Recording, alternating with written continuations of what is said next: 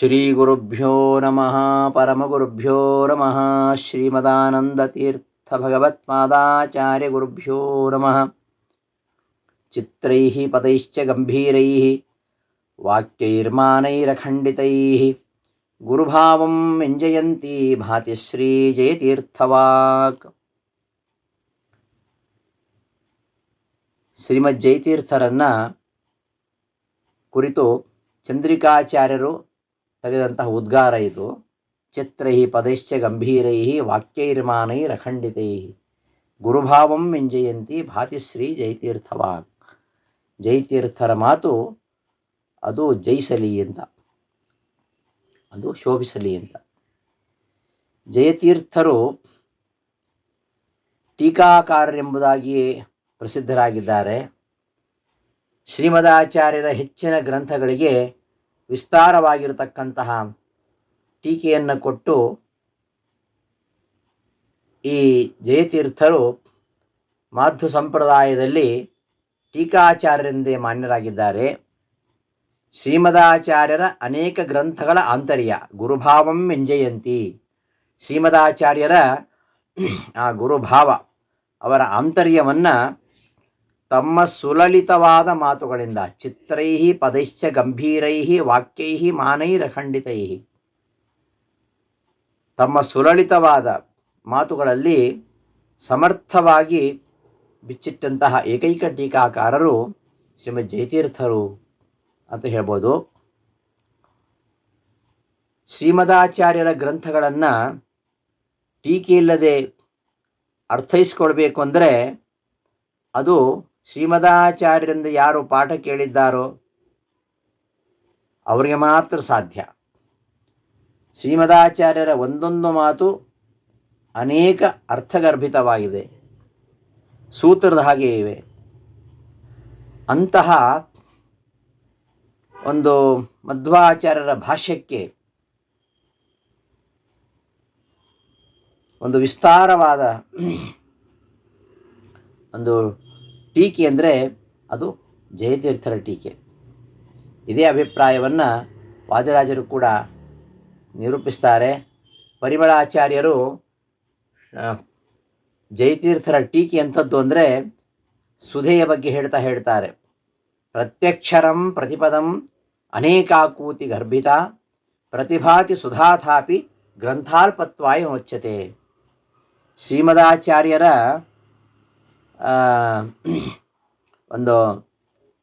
ಅವರ ಒಂದೊಂದು ಯುಕ್ತಿಯ ವಿಶ್ವರೂಪ ಅದನ್ನು ನಾವು ನೋಡಬೇಕು ಅಂತಾದರೆ ಟೀಕಾಚಾರ್ಯರ ಟೀಕೆ ಎಂಬ ಕನ್ನಡಿಯಿಂದ ಮಾತ್ರ ನೋಡಲಿಕ್ಕೆ ಸಾಧ್ಯ. ಆ ಮಧ್ವಾಚಾರ್ಯರ ದಶಪ್ರಕರಣಗಳಾಗಲಿ ಅಥವಾ ಅನುವ್ಯಾಖ್ಯಾನವಾಗಲಿ ಅವುಗಳ ಟೀಕೆಯನ್ನು ಗಮನಿಸಿದಾಗ ಸ್ಪಷ್ಟವಾಗತಕ್ಕಂತಹ ವಿಚಾರ ಇದು. ಅಂತಹ ಒಂದು ವೈಶಿಷ್ಟ್ಯವಾಗಿರತಕ್ಕಂತಹ ಟೀಕೆಯನ್ನು ರಚನೆ ಮಾಡ್ತಾರೆ. ಶ್ರೀಮದಾಚಾರ್ಯರ ಒಂದೇ ವಾಕ್ಯದಿಂದ ಬೇರೆ ಬೇರೆ ಮತಗಳನ್ನು, ಪೂರ್ವಪಕ್ಷಗಳನ್ನು ನಿರಾಕರಿಸುವಂತಹ ಶೈಲಿ ಅದು ಅದ್ಭುತವಾಗಿರುವಂಥದ್ದು ಶ್ರೀಮದಾಚಾರ್ಯರ ಗ್ರಂಥದಲ್ಲಿ. ಅವುಗಳನ್ನು ಚೆನ್ನಾಗಿ ವಿಶ್ಲೇಷಣೆಯನ್ನು ಟೀಕೆಯಲ್ಲಿ ಟೀಕಾರಾಯರು ಮಾಡ್ತಾರೆ. ಅಂತಹ ಒಂದು ಅದ್ಭುತವಾಗಿರ್ತಕ್ಕಂತಹ ಟೀಕೆ. ಅಂತಹ ಟೀಕಾಕೃತ್ಪಾದರು ಈ ಜಮಖಂಡಿಯ ಪಾಳೆಯಗಾರ ದುಂಡಿರಾಜ. ಆ ದುಂಡಿರಾಜನಿಗೆ ಒಬ್ಬ ರಘುನಾಥ ನಾಯಕ ದೋಂಡೋಪಂತ ಅಂತ ಒಬ್ಬನೇ ಮಗ. ಇವ ಬಾಲ್ಯದಲ್ಲಿ ಸಂಸ್ಕೃತ ವಿದ್ಯೆಯಲ್ಲಿ ಪಾರಂಗತನಾಗಿದ್ದ ಮಾತ್ರ ಅಲ್ಲ, ರಾಜಕೀಯ ಕಾರ್ಯದಲ್ಲಿ ಕೂಡ ತುಂಬ ದಕ್ಷನಾಗಿದ್ದ. ಪ್ರಾಪ್ತ ವಯಸ್ಕನಾಗಿರತಕ್ಕಂತಹ ಇವನಿಗೆ ವಿವಾಹ ಆಯಿತು. ಸಾದಿ ನಾಡು ಅಂತ ಪ್ರಸಿದ್ಧವಾಗಿರತಕ್ಕಂತಹ ಜಮಖಂಡಿಗೆ ರಘುನಾಥ ನಾಯಕ ಯುವರಾಜನಾಗ್ತಾನೆ. ಮುಂದೆ 1952ರಲ್ಲಿ ಬಹಮನಿ ರಾಜ್ಯದ ಅಲಾವುದ್ದೀನ್ ಯಾದವರ ಮೇಲೆ ದಂಡಯಾತ್ರೆ ನಡೆಸಲಿಕ್ಕೆ ಸೈನ್ಯವನ್ನು ಕಳಿಸ್ತಾನೆ. ಆಗ ಆ ಯಾದವರ ರಾಜ್ಯವೆಲ್ಲ ಸೂರೆಯಾಗತ್ತೆ. ಜನಗಳು ತುಂಬ ಕಷ್ಟಪಡ್ತಾರೆ. ಇದರಿಂದ ಯುವರಾಜನ ಮನಸ್ಸು ಕರಗಿ ವೈರಾಗ್ಯದ ಕಡೆಗೆ ಮನಸ್ಸು ಒಲಿತದೆ. ಆ ಹೊತ್ತಿಗೆ ಸರಿಯಾಗಿ ಇನ್ನೊಂದು ಸ್ವಾರಸ್ಯಕರವಾಗಿರತಕ್ಕಂತಹ ಘಟನೆ ನಡೆಯುತ್ತೆ. ಈ ಯುವರಾಜ ರಾಜ ಪರಿವಾರದೊಂದಿಗೆ ಭೇಟಿಗೆ ಹೋಗಿರ್ತಾನೆ. ಬಾಯಾರಿಕೆಯಾಗಿದೆ. ಬಾಯಾರಿಕೆಯಿಂದ ಬಳಲಿ ಅಲ್ಲೇ ಇದ್ದಂತಹ ಭೀಮಾ ನದಿಯಲ್ಲಿ ಕುದುರೆ ಮೇಲೆ ಕುಳಿತುಕೊಂಡೇ ನೀರು ಕುಡಿಲಿಕ್ಕೆ ಉಪಕ್ರಮಿಸ್ತಾನೆ. ಅಕ್ಷೋಭ್ಯ ತೀರ್ಥರು ಅಲ್ಲಿ ಸಂಚಾರತ್ವೇನ ಹೊರಟಿದ್ದವರು ಅಲ್ಲಿ ಭೀಮಾ ನದಿ ತೀರದಲ್ಲಿ ಆನ್ನಿಕ ಮಾಡ್ಕೊಳ್ತಾ ಇರ್ತಾರೆ. ಈ ನಾಯಕನ ಈ ರೀತಿಯನ್ನು ನೋಡಿ ಅವರಿಗೆ ಆಶ್ಚರ್ಯವಾಗುತ್ತೆ. ಏನಪ್ಪ ರಘುನಾಥ, ಹಿಂದಿನ ಜನ್ಮದಲ್ಲಿ ನೀನೇನು ಪಶುವಾಗಿದ್ದೀಯಾ? ಕಿಂ ಪಶು ಪೂರ್ವದೇಹೇ, ಉತ್ಕೃಷ್ಟವಾಗಿರತಕ್ಕಂತಹ ವಂಶದಲ್ಲಿ ಜನಿಸಿದವ ನೀನು. ಯಾಕೆ ನಿನಗಿಷ್ಟು ಅಹಂಕಾರ? ಈ ರಾಜ್ಯ ಕೋಶ ಇವೆಲ್ಲ ನಮಗೆ ಶಾಶ್ವತನ. ನಿನ್ನ ಉದ್ಧಾರ ನೀನು ಮಾಡಿಕೋ ಅಂತೆಲ್ಲ ಹೇಳ್ತಾರೆ. ಒಳ್ಳೆಯ ಕಾಲದಲ್ಲಿಯೇ ಆಡಿದ ಮಾತು. ಮೊದಲೇ ಅವನಿಗೆ ವೈರಾಗ್ಯ ಬರ್ತಾ ಇತ್ತು. ವೈರಾಗ್ಯ ಬರುವಂತಹ ಕಾಲದಲ್ಲಿ, ಅಂತಹ ಒಂದು ಪಕ್ವ ಕಾಲದಲ್ಲಿ ಗುರುಗಳಾಡಿದಂತಹ ಆ ಮಾತು ನಾಯಕನ ಮನಸ್ಸಿನಲ್ಲಿ ಚೆನ್ನಾಗಿ ಹೊಕ್ಕಿಬಿಡುತ್ತದೆ. ಕೂಡಲೇ ತನ್ನ ಶ್ರೀಮಂತಿಕೆಯ ಲಕ್ಷಣನೆಲ್ಲ ಬದಿಗಿಟ್ಟು ಅಕ್ಷೋಭ್ಯ ತೀರ್ಥರ ಹತ್ತಿರ ಬಂದು ಅವರಿಗೆ ನಮಸ್ಕಾರ ಮಾಡಿ, ಸ್ವಾಮಿ, ತಾವು ನನಗೆ ಯಾವ ಕಾಲಕ್ಕೂ ಗುರುಗಳೇ. ಈಗಂತೂ ನೀವು ನನ್ನ ಕಣ್ಣು ತೆರೆಸಿದ್ದೀರಿ. ನಾನು ನಿಮ್ಮ ಶಿಷ್ಯನಾಗ್ತೇನೆ, ನನಗೆ ಸನ್ಯಾಸ ಕೊಡಿ ಅಂತ ಪ್ರಾರ್ಥನೆ ಮಾಡ್ತಾನೆ. ಅಕ್ಷೋಭ್ಯ ಮುನಿಗಳು ಅವರು ಹೇಳ್ತಾರೆ, ನಿನ್ನ ವೈರಾಗ್ಯಕ್ಕೆ ನಾನು ಮೆಚ್ಚಿಕೊಂಡಿದ್ದೇನೆ. ಆದರೆ ನಿನ್ನ ಬಾಲ್ಯ ಸಂಸಾರ ನಿಂದು. ನೀನು ಈಗ ಹೀಗೆ ಸನ್ಯಾಸ ತೆಗೆದುಕೊಂಡ್ಬಿಟ್ರೆ ನಿನ್ನ ಹೆಂಡತಿ ಗತಿ ಏನು? ಆಶ್ರಿತರು ಏನು ಮಾಡಬೇಕು? ಆದ್ದರಿಂದ ನೀನು ಮನೆಗೆ ಹೋಗು. ಅಲ್ಲಿ ಶ್ರೀಮದಾಚಾರ್ಯರ ಗ್ರಂಥಗಳನ್ನು ಚೆನ್ನಾಗಿ ವ್ಯಾಸಂಗ ಮಾಡು. ಇನ್ನು ಕೆಲವು ವರ್ಷಗಳಾದ ಮೇಲೆ ನೀನು ಸನ್ಯಾಸದ ಬಗ್ಗೆ ಯೋಚನೆ ಮಾಡಿ ಅಂತ ಹೇಳಿ ಕಳಿಸ್ತಾರೆ. ಆದರೆ ದೊಂಡಪ್ಪ ಅಂತ ಹೇಳ್ತಾನೆ, ಇಲ್ಲ ಸ್ವಾಮಿ, ನೀವು ಮೊದಲಿನಿಂದಲೂ ನನಗೆ ಹಿತ ಬಯಸ್ತಕ್ಕಂಥವರು. ನನಗೆ ಶಾಶ್ವತವಾದಂತಹ ಒಂದು ದಾರಿಯನ್ನು ತೋರಿಸಿ ನನಗೆ ಅನುಗ್ರಹ ಮಾಡಬೇಕು. ನನಗೆ ಈ ಲೌಕಿಕ ಜೀವನ ಅನ್ನೋದಕ್ಕೆ ಕೊನೆ ಎಂಬುದು ಇಲ್ಲ ಇದಕ್ಕೆ. ಆದ್ದರಿಂದ ನನಗೆ ಅನುಗ್ರಹ ಮಾಡಬೇಕು ಅಂತ ನಿಜವಾದ ವೈರಾಗ್ಯದಿಂದ ಸನ್ಯಾಸವನ್ನು ಪ್ರಾರ್ಥನೆ ಮಾಡ್ತಾನೆ. ಆಗ ಅಕ್ಷೋಭ್ಯ ತೀರ್ಥರು ತಥಾಸ್ತು ಅಂತ ಹೇಳಿ ವಿದ್ಯುಕ್ತವಾಗಿ ಅವರಿಗೆ ಆಶ್ರಮ ಕೊಟ್ಟು ಜಯತೀರ್ಥರು ಅಂತ ನಾಮಕರಣ ಮಾಡ್ತಾರೆ.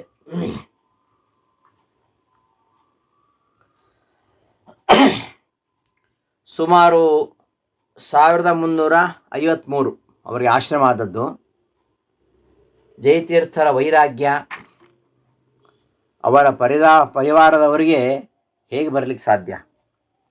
ಇವನಿಗೇನೋ ವೈರಾಗ್ಯ ಬಂದಿದೆ, ಆದರೆ ಅವರ ಕುಟುಂಬದವರಿಗೆ ಇದು ಸಹಿಸಲಿಕ್ಕಾಗಲಿಲ್ಲ.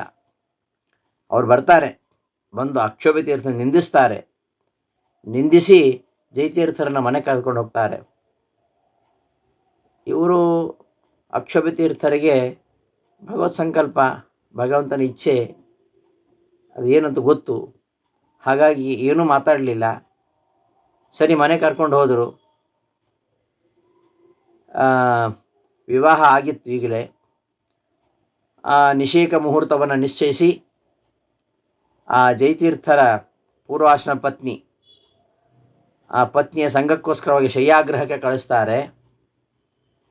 ಅಲ್ಲಿ ಜಯತೀರ್ಥರು ದೊಂಡೋಪ ಅಂತ ಶೇಷನಾಕೃತಿಯಲ್ಲಿ ಕುಳಿತುಕೊಂಡಿರ್ತಾರೆ.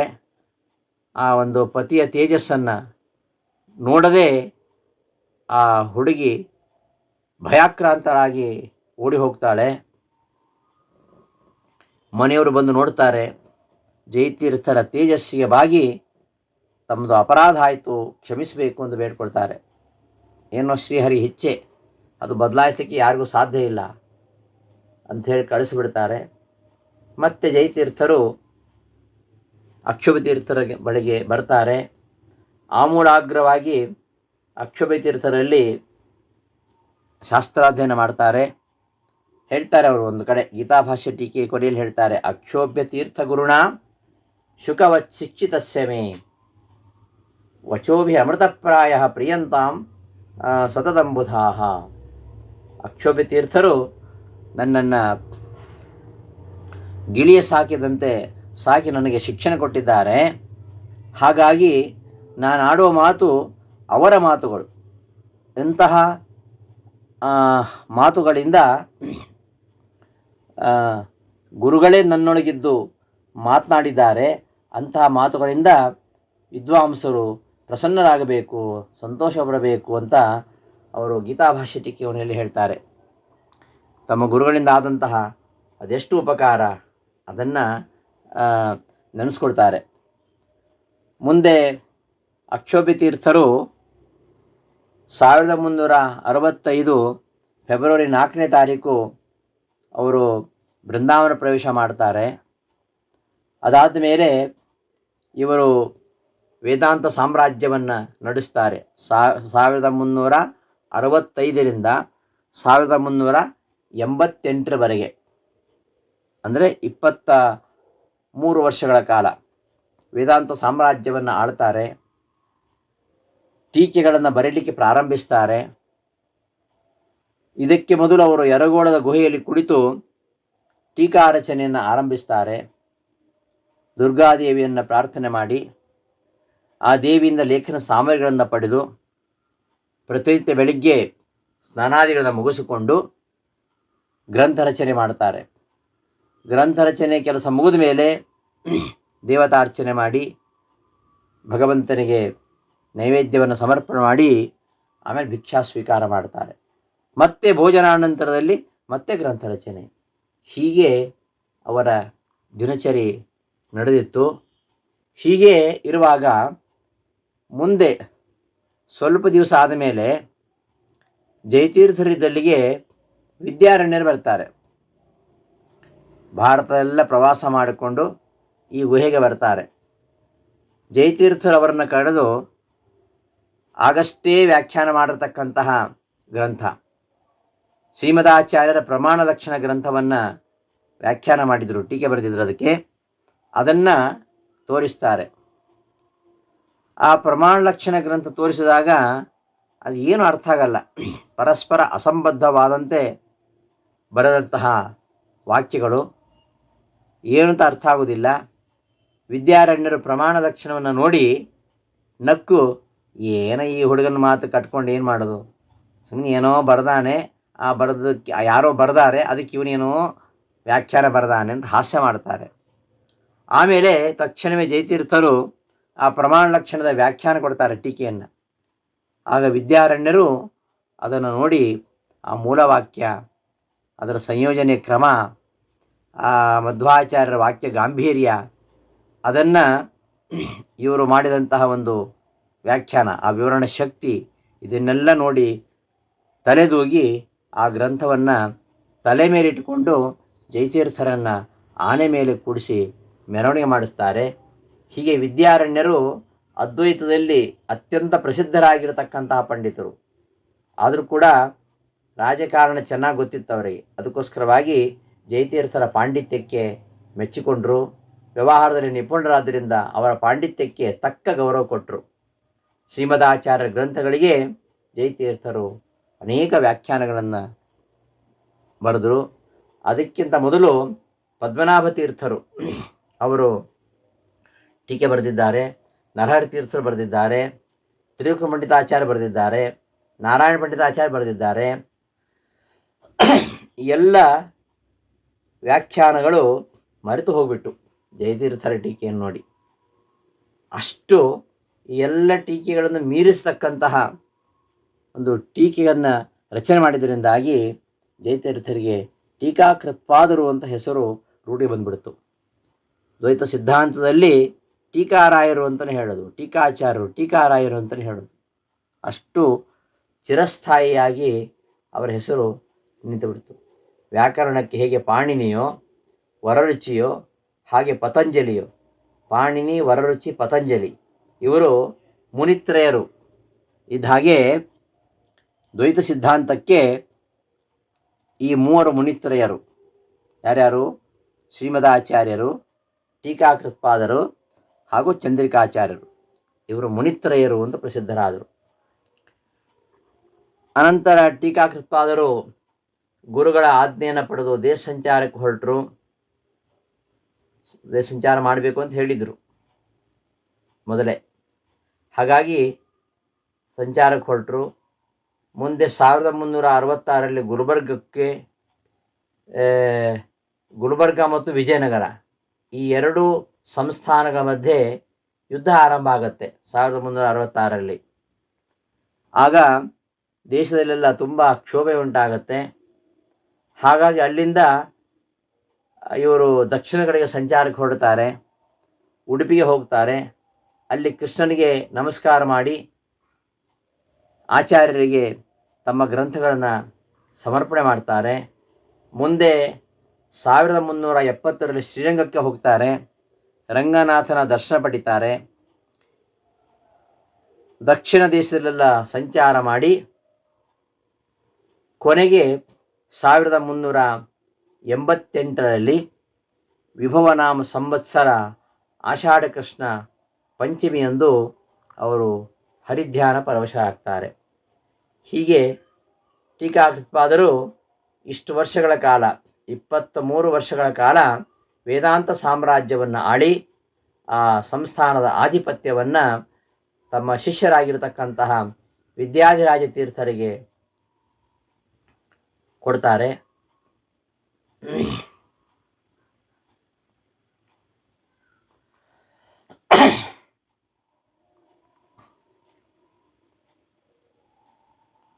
ಟೀಕಾಕೃತ್ಪಾದರಿಗೆ ವ್ಯಾಸತೀರ್ಥರೊಂದು ಶಿಷ್ಯರಿದ್ದರಂತೆ. ಅವರು ಕೆಲವು ಉಪನಿಷತ್ತುಗಳಿಗೆ ವ್ಯಾಖ್ಯಾನ ಮಾಡಿದ್ದಾರೆ ಅಂತ ಹೇಳ್ತಾರೆ. ಆಮೇಲೆ ಈ ಬೃಹಜ್ಜಯತೀರ್ಥ ವಿಜಯ ಎಂಬ ಗ್ರಂಥವನ್ನು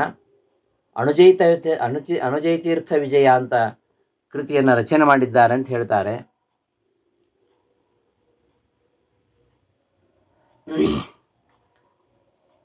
ಹೀಗೆ ಶ್ರೀಮದಾಚಾರ್ಯರ ತರುವಾಯ ಒಂದು ಮಧ್ವ ಸಿದ್ಧಾಂತ ಪ್ರಪಂಚದಲ್ಲಿ ಟೀಕಾಕೃತ್ಪಾದರ ಸ್ಥಾನ ಬಹಳ ಹಿರಿದಾಗಿರುವಂಥದ್ದು. ಅವರ ಗ್ರಂಥಗಳು ಮಧ್ವಾಚಾರ್ಯ ಅನೇಕ ಗ್ರಂಥಗಳಿಗೆ ಟೀಕೆ ಬರೆದಿದ್ದಾರೆ. ಈಶಾವಾಸ್ಯೋಪನಿಷತ್ ಟೀಕಾ, ಷಟ್ಪ್ರಶ್ನೋಪನಿಷತ್ ಟೀಕಾ, ಬ್ರಹ್ಮಸೂತ್ರ ಭಾಷ್ಯ ಟೀಕಾ, ಅದಕ್ಕೆ ತತ್ವಪ್ರಕಾಶಿಕ ಅಂತ ಹೇಳ್ತಾರೆ. ಅನುವ್ಯಾಖ್ಯಾನಕ್ಕೆ ಟೀಕಾ, ಅನುವ್ಯಾಖ್ಯಾನ ಟೀಕೆಯನ್ನೇ ಈ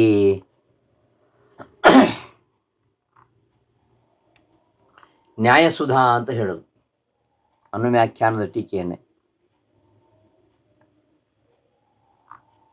ನ್ಯಾಯಸುಧಾ. ಇದು ನಮ್ಮ ಮಾಧ್ವ ವೇದಾಂತದಲ್ಲಿ ಅತ್ಯಂತ ಒಂದು ಶ್ರೇಷ್ಠವಾಗಿರ್ತಕ್ಕಂತಹ ಕೃತಿ. ಇದು ದ್ವೈತ ವೇದಾಂತದಲ್ಲಿ ಒಂದು ಅದ್ವಿತೀಯವಾಗಿರ್ತಕ್ಕಂತಹ ಕೊಡುಗೆ. ಈ ಕೃತಿಯ ಮೂಲಕವಾಗಿ ಜಯತೀರ್ಥರು ದ್ವೈತ ಸಿದ್ಧಾಂತ ಒಂದು ಶ್ರೇಷ್ಠತೆಯನ್ನು ಸಾರಿದ್ದಾರೆ.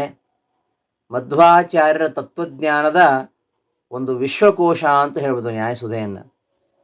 ತಮ್ಮ ಒಂದು ವಿದ್ವತ್ತು ಪ್ರೌಢ ಶೈಲಿಯಿಂದ ಆಧ್ಯಾತ್ಮಿಕವಾಗಿರ್ತಕ್ಕಂತಹ ಅನೇಕ ಜಟಿಲವಾಗಿರ್ತಕ್ಕಂತಹ ಸಮಸ್ಯೆಗಳನ್ನು ಎಳೆ ಎಳೆಯಾಗಿ ಬಿಡಿಸಿ ಜ್ಞಾನದ ಅಮೃತ ರಸ, ಆ ಸುಧೆ, ಜ್ಞಾನ ಸುಧೆ, ನ್ಯಾಯಸುಧೆ ಅದನ್ನು ಪಾನ ಮಾಡಿಸಿದ್ದಾರೆ ಜಯತೀರ್ಥರು. ದ್ವೈತ ಸಿದ್ಧಾಂತದ ಯಾವುದೇ ವಿಚಾರವಿರಲಿ, ಸಮಸ್ಯೆ ಇರಲಿ, ಎಲ್ಲವನ್ನು ಸಮಗ್ರವಾಗಿ ವಿಮರ್ಶೆ ಮಾಡತಕ್ಕಂತಹ ಎಲ್ಲ ದರ್ಶನಗಳ ಜೊಳ್ಳುತನವನ್ನು ಎತ್ತಿ ಹಿಡಿದು ಬ್ರಹ್ಮಸೂತ್ರಗಳ ನಿಜವಾದ ಅರ್ಥವನ್ನು ಅರುಹಿದಂತಹ ಆಚಾರ್ಯರ ಅನುವ್ಯಾಖ್ಯಾನ ಏನಿದೆ, ಆ ಅನುವ್ಯಾಖ್ಯಾನದ ಆಂತರ್ಯವನ್ನು ಎತ್ತಿ ಹಿಡಿದಿರತಕ್ಕಂತಹ ಏಕೈಕ ಮೇರುಕೃತಿ ಅದು ನ್ಯಾಯಸುಧಾ. ಇದರ ವ್ಯಾಖ್ಯಾನ, ಪಾಠ ಪ್ರವಚನ, ಗ್ರಂಥರಚನೆ ಮೂಲಕವಾಗಿ ನ್ಯಾಯಸುಧೆಯನ್ನು ಇವತ್ತು ಅನೇಕರು ಸೇವನೆ ಮಾಡ್ತಾ ಇದ್ದಾರೆ. ನ್ಯಾಯಸುಧೆ ಎಷ್ಟು ಅದು ಎಲ್ಲರಿಗೂ ಪ್ರಿಯವಾಗಿರತಕ್ಕಂತಹ ಕೃತಿ ಅಂದರೆ ಅದಕ್ಕೆ ಅನೇಕ ಟಿಪ್ಪಣಿಗಳಿವೆ. ಒಂದಲ್ಲ ಎರಡಲ್ಲ, ತುಂಬ ಟಿಪ್ಪಣಿಗಳಿವೆ. ಇಷ್ಟು ಟಿಪ್ಪಣಿಗಳು ಯಾವ ಟೀಕೆಗೂ ಇಲ್ಲ. ವಿಜೇಂದ್ರ ಬರೆದಂತಹ ನ್ಯಾಯಸುಧಾ ಬಿಂದು, ರಾಯರು ಬರೆದಂತಹ ಪರಿಮಳ, ಶ್ರೀಪಾದರಾಜರ ವಾಗ್ವಜ್ರ, ವಾದಿರಾಜರ ಗುರುವರ್ಥ ದೀಪಿಕಾ, ಯದುಪತ್ಯಾಚಾರ್ಯರ ಯಾದುಪತ್ಯ, ಶ್ರೀನಿವಾಸಾಚಾರ್ಯರ ವಾಕ್ಯಾರ್ಥ ವಿವೃತ್ತಿ, ಗಲಗಡಿ ನರಸಿಂಹಾಚಾರ್ಯರ ಆನಂದ ವ್ಯಾಖ್ಯಾನ, ಕಂಬಾರೂರು ರಾಮಚಂದ್ರತೀರ್ಥರ ವಿವೃತ್ತಿ, ಶ್ರೀನಿಧಿ ತೀರ್ಥ ಬರೆದಂತಹ ನ್ಯಾಯಸುಧಾ ಟಿಪ್ಪಣಿ, ವಿದ್ಯಾಧೀಶ ತೀರ್ಥ ಬರೆದಂತಹ ವಾಕ್ಯಾರ್ಥ ಚಂದ್ರಿಕಾ, ಪಾಂಡುರಂಗಿ ಕೇಶವಾಚಾರ್ಯ ಬರೆದಂತಹ ಶೇಷ ವಾಕ್ಯಾರ್ಥ ಚಂದ್ರಿಕಾ, ಪಾಂಡುರಂಗಿ ನರಸಿಂಹಾಚಾರ್ಯ ಬರತಕ್ಕಂತಹ ವಾಕ್ಯಾರ್ಥ ರತ್ನಮಾಲ, ಸತ್ಯವೃತ್ತಿಯರು ಬರತಕ್ಕಂತಹ ಸುಧಾ ವಿವೃತ್ತಿ, ಕುಂಡಲಗಿರಿ ಆಚಾರ್ಯ ಬರೆದಂತಹ ರಸ ಕೂಲಂಕಷ, ಸತ್ಯನಾಥ್ ತೀರ್ಥ ಬರತಕ್ಕಂತಹ ದುರ್ಘಟ ವಾಕ್ಯಾರ್ಥ ವಿಚಾರ, ವಿಠ್ಠಲ ಭಟ್ ಬರತಕ್ಕಂತಹ ಸುಧಾ ಟಿಪ್ಪಣಿ, ವಿಷ್ಣು ತೀರ್ಥ ಬರೆದಂತಹ ರಸರಂಜಿನಿ, ಅಡವಿ ಕೃಷ್ಣಾಚಾರ್ಯ ಬರತಕ್ಕಂತಹ ಲಘುರಸರಂಜಿನಿ, ಮನ್ನಾರಿ ಕೃಷ್ಣಾಚಾರ್ಯ ಬರೆದಂತಹ ಚಷಕ, ಏರಿ ಬಾಳಾಚಾರ್ಯ ಬರತಕ್ಕಂತಹ ಉಪಸ್ಪರ್ಶ, ಕಾಶಿ ಆಚಾರ್ಯರಂತಹ ಕಾಶಿ ಟಿಪ್ಪಣಿ, ಹಾಗೆ ಪಾಂಘ್ರಿ ಶ್ರೀನಿವಾಸಾಚಾರ್ಯ ಬರೆದಂತಹ ಸುಧಾ ಟಿಪ್ಪಣಿ, ಕಲ್ಲಾಪುರ್ ಸತ್ಯಾದಿರಾಜ ಆಚಾರ್ಯರು ಬರೆದಂತಹ ಹುಗ್ಗಿ ಅಂತ ಟಿಪ್ಪಣಿ. ಹೀಗೆ ಇನ್ನೂ ಅನೇಕ ಟಿಪ್ಪಣಿಗಳಿವೆ. ಪ್ರಕಾಶನಗೊಳ್ಳದೇ ಇರತಕ್ಕಂತಹ ಇನ್ನೂ ಅನೇಕ ಟಿಪ್ಪಣಿಗಳು ಉತ್ತರಾದಿ ಮಠದಲ್ಲಿ ಸಂಗ್ರಹದಲ್ಲಿ ಇದೆ. ಎಲ್ಲ ಇನ್ನೂ ಪ್ರಕಾಶನ ಮಾಡಿಲ್ಲ. ರಾಯರ ಮಠದಿಂದ ಒಂದು 25 ಟಿಪ್ಪಣಿಗಳ ಪ್ರಕಾಶನ ಆಗಿದೆ. 40ಕ್ಕೂ ಹೆಚ್ಚು ಟಿಪ್ಪಣಿಗಳು ನನ್ನ ಹತ್ರ ಇವೆ ಅಂತ ಸತ್ಯಪ್ರಮೋದರು ಆಗ ಹೇಳ್ತಾ ಇದ್ರು.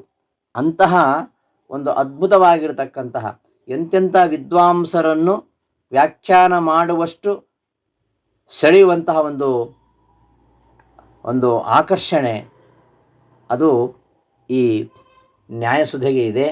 ಅಂತಹ ನ್ಯಾಯಸುಧೆ ಅನುವ್ಯಾಖ್ಯಾನದ ಟೀಕೆ, ಅನುವ್ಯಾಖ್ಯಾನ ತ್ರಿಕುಪಂಡಿತಾಚಾರ್ಯರೇ ಕೇಳಿ ಬರೀಲಿಕ್ಕೆ ಹೇಳಿದವರು. ಅನುವ್ಯಾಖ್ಯಾನವೆಂಬ ಮತ್ತೊಂದು ಕೃತಿಯನ್ನು ರಚನೆ ಮಾಡಿ ಅಂತ ತ್ರಿಕುಪಂಡಿತಾಚಾರ್ಯ ಕೇಳಿಕೊಂಡಿದ್ದರಿಂದ ಅನುವ್ಯಾಖ್ಯಾನವನ್ನು ಬರೆದವರು ಮಧ್ವಾಚಾರ್ಯರು. ಅದಕ್ಕೆ ಅತ್ಯಂತ ಉತ್ಕೃಷ್ಟವಾಗಿರ್ತಕ್ಕಂತಹ ಟೀಕೆ ನ್ಯಾಯಸುಧಾ. ಮತ್ತು ನ್ಯಾಯವರ್ಣ ಪಂಚಿಕಾ, ಗೀತಾಭಾಷ್ಯಕ್ಕೆ ಗೀತಾಭಾಷ್ಯ ಟೀಕಾ, ಅದಕ್ಕೆ ಪ್ರಮೇಯ ದೀಪಿಕಾ ಅಂತ ಹೇಳ್ತಾರೆ.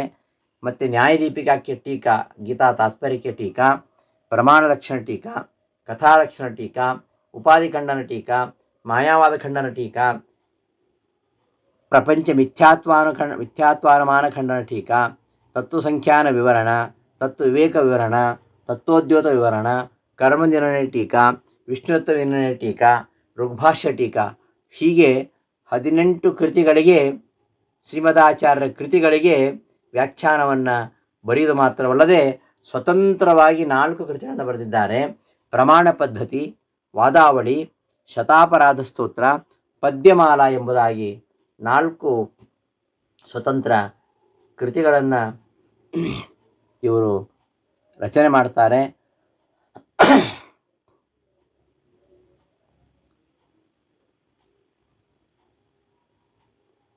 ಟೀಕಾಚಾರ್ಯರು ಅವರ ಒಂದು ಶೈಲಿ ಹೇಗೆಂದರೆ, ಮಧ್ವಾಚಾರ್ಯರ ವಾಕ್ಯಗಳಿಗೆ ಸರಿಯಾದ ಒಂದು ಉಪೋದ್ಘಾತ ಕೊಡ್ತಾರೆ. ಉಪೋದ್ಘಾತ ಕೊಟ್ಟು ಅದಕ್ಕೆ ಹೇಗೆ ವಿಸ್ತಾರವಾದ ವಿವರಣೆಯನ್ನು ಕೊಡಬೇಕು ಅದನ್ನು ನಾವು ಅಧ್ಯಯನ ಮಾಡುವವರು ತಿಳ್ಕೊಳ್ಬೋದು. ಅವರ ಶೈಲಿ ಅದು ಬರೀ ದ್ವೈತಿಗಳಿಗೆ ಮಾತ್ರ ಅಲ್ಲ, ಇತರ ಮತದ ಪಂಡಿತೋತ್ತಮರಿಗೂ ಕೂಡ ಆ ಶೈಲಿ ತುಂಬ ಇಷ್ಟವಾಗಿರುವಂಥದ್ದು. ಅವರ ಒಂದು ವಾಕ್ಯ ಗಾಂಭೀರ್ಯ, ಅವರ ಒಂದು ಪ್ರತಿಪಾದನಾ ಶೈಲಿ ಇದನ್ನು ಮೆಚ್ಚಿ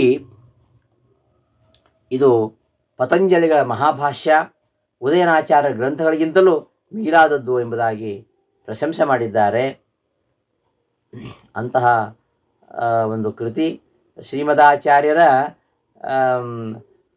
ಭಾಷೆ ಎಂಥದ್ದು ಅಂದರೆ ದುರ್ನಿರೂಪ ವಚನಂಚ ಪಂಡಿತೈಹಿ ಅಂತ ಮಧ್ವದಲ್ಲಿ ನಾರಾಯಣಾಚಾರ್ಯ ಹೇಳ್ತಾರೆ.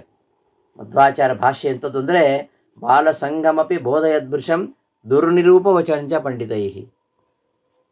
ಹಾಗೆ ಮೂಲ ವಾಕ್ಯಗಳು ಸುಲಭ ಅಂತ ನಮಗೆ ಕಾಣುತ್ತೆ, ಆದರೆ ಅದರ ಪೂರ್ಣ ಅಭಿಪ್ರಾಯ ನಮಗೇನು ಗೊತ್ತಾಗಲ್ಲ. ಟೀಕಾಕೃತ್ಪಾದರು ಅದರ ಅರ್ಥವನ್ನು ನಾನಾ ಪ್ರಕಾರವಾಗಿ ವಿವರಿಸಿ ತೋರಿಸಿದ ಮೇಲೆ ಆಗ ನಮಗದು ಬಹಳ ಸುಲಭವಾಗಿ ತೋರ್ತದೆ. ಹೀಗೆ ಟೀಕಾಕೃತ್ಪಾದರ ಗ್ರಂಥಗಳನ್ನು ಓದುವಂಥ ಒಂದು ಭಾಗ್ಯ, ಮಾಧ್ವನಾಗಿ ಹುಟ್ಟಿ ಆ ಟೀಕಾಕೃತ್ಪಾದರ ಗ್ರಂಥಗಳನ್ನು ಅಧ್ಯಯನ ಮಾಡುವಂಥದ್ದು, ಆ ಗ್ರಂಥದ ಒಂದೆರಡು ಅಕ್ಷರಗಳನ್ನಾದರೂ ಓದುವುದು ನಿಜವಾಗಿ ಅದು ಭಾಗ್ಯ. ಇದೊಂದು ಮಾಧ್ವನಾಗಿ ಪ್ರತಿಯೊಬ್ಬನ ಕರ್ತವ್ಯ. ಒಂದೆರಡು ಅಕ್ಷರನಾದರೂ ಓದದೆ ಹೋದರೆ ಅವ ತನ್ನ ಕರ್ತವ್ಯದಿಂದ ಚ್ಯುತನಾದಂತೆ ಆಗತ್ತೆ. ಆದ್ದರಿಂದ ಈ ಹುಟ್ಟಿದ ಮೇಲೆ ಸುಧೆಯನ್ನಾದರೂ ಓದಬೇಕಂತೆ, ರಾಜ್ಯವನ್ನಾದರೂ ಆಳಬೇಕಂತೆ. ಸುಧಾವಾ ಪಠನೀಯ ವಸುಧಾವಾ ಪಾಲನೀಯ ಅಂತ ಹೇಳ್ತಾರೆ. ವಸುಧೆಯನ್ನು ಪಾಲಿಸೋದಕ್ಕಿಂತ ಹೆಚ್ಚಿನ ಆನಂದ ಸುಧೆಯನ್ನು ಓದುವುದರಲ್ಲಿ ನಮಗೆ ಅನುಭವಕ್ಕೆ ಬರ್ತದೆ. ಅಂತಹ ಟೀಕಾಕೃತ್ಪಾದರ ಈ ಟೀಕೆಯ ವಾಕ್ಯಗಳು ಅವುಗಳನ್ನು ನೋಡಿಯೇ ಸ್ತೋತ್ರ ಮಾಡಿದರು. ಯಾರೋ ವ್ಯಾಸರಾಜರು ಹೇಳ್ತಾರೆ, ಚಿತ್ರೈ ಪದೈಶ್ಚ ಗಂಭೀರೈ ವಾಕ್ಯೈರ್ಮಾನೈರ್ಖಂಡಿತೈ ಗುರುಭಾವಂ ವ್ಯಂಜಯಂತಿ ಭಾತಿಶ್ರೀ ಜಯತೀರ್ಥವ. ಅಂತಹ ಅದ್ಭುತವಾಗಿರ್ತಕ್ಕಂತಹ ಟೀಕೆಯನ್ನು ಕೊಟ್ಟವರು ಟೀಕಾಚಾರ್ಯರು. ತಮಗಿಂತ ಪೂರ್ವಜರಾಗಿರ್ತಕ್ಕಂತಹ ವ್ಯಾಖ್ಯಾಕರ್ತರಾಗಿರ್ತಕ್ಕಂತಹ ಪದ್ಮನಾಭ ತೀರ್ಥರನ್ನು ತುಂಬ ಹೊಗಳುತ್ತಾರೆ. ನರಹರಿ ತೀರ್ಥರಿಗೂ ಮತ್ತು ಅವರಿಗೂ ಕೆಲವು ವಾಕ್ಯಗಳ ವಿವರಣೆಯಲ್ಲಿ ಭಿನ್ನಾಭಿಪ್ರಾಯ ಇದೆ. ಏನೇ ಇದ್ದರೂ ಕೂಡ ಅವರ ಒಂದು ಪದ್ಮನಾಭ ತೀರ್ಥರ, ನರಹರಿ ತೀರ್ಥರನ್ನು ವಿಶೇಷವಾಗಿ ತಮ್ಮ ಕೃತಿಗಳಲ್ಲಿ ಇವರು ಪ್ರಶಂಸೆ ಮಾಡ್ತಾರೆ. ಅಕ್ಷೋಭ್ಯ ತೀರ್ಥರಂತೂ ಅವರಲ್ಲಿಯೇ ಅಧ್ಯಯನ ಮಾಡಿದವರು, ಆಶ್ರಮ ಗುರುಗಳು ಹಾಗೂ ವಿದ್ಯಾಗುರುಗಳು. ಅವರನ್ನು ಕೂಡ ತಮ್ಮ ಗ್ರಂಥಾರಂಭದಲ್ಲಿ ಎಲ್ಲ ಕಡೆ ಕೂಡ ಪ್ರಾರ್ಥನೆ ಮಾಡ್ತಾರೆ. ಇಂತಹ ಟೀಕಾಕೃತ್ಪಾದರ ಒಂದು ಪಾಂಡಿತ್ಯ ಅದು ಅತ್ಯಂತ ಉತ್ಕೃಷ್ಟ ಶ್ರೇಣಿಯದ್ದು. ಆದರೂ ಕೂಡ ಅವರಿಗೆ ಸ್ವಲ್ಪ ಸಹ ಗರ್ವ ಇರಲಿಲ್ಲ. ಅವರ ವಿನಯ, ಸೌಜನ್ಯ, ಆಚಾರ್ಯರಲ್ಲಿ ಭಕ್ತಿ ಅದೆಲ್ಲ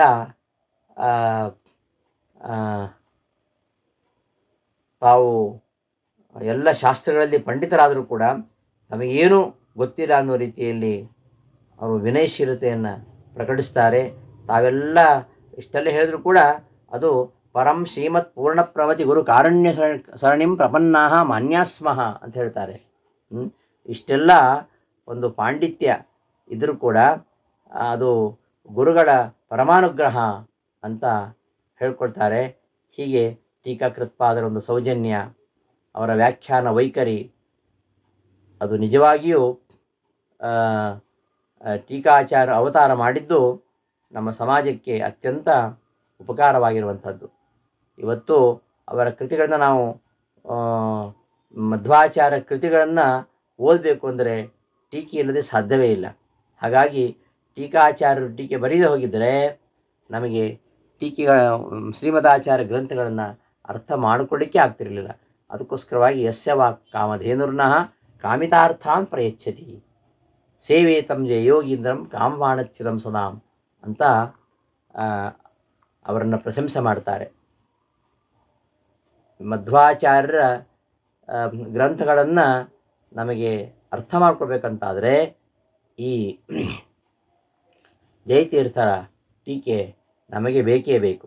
ಅಂತಹ ಜಯತೀರ್ಥರ ಒಂದು ಆರಾಧನಾ ಮಹೋತ್ಸವದಲ್ಲಿ ಅವರ ಗ್ರಂಥಗಳ ಪಾರಾಯಣ ನಿತ್ಯ ಅಧ್ಯಯನ ಮಾಡಬೇಕು.